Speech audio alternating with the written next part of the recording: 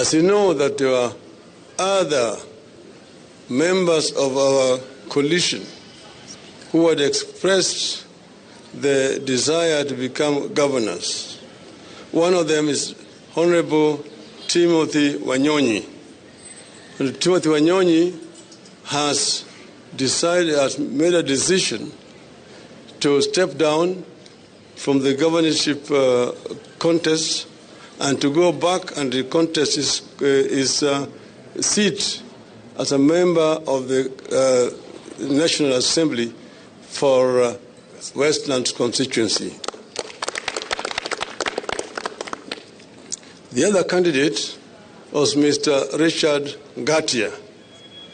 Richard Ngatia has also graciously agreed to step down in favor of Honorable Mr.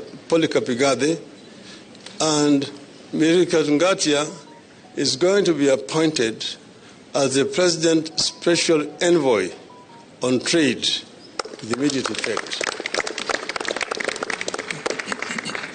I will thank Mr. Ngatia for the generosity he has shown and a sense of patriotism in stepping down and agreeing to support this team that you have unveiled today.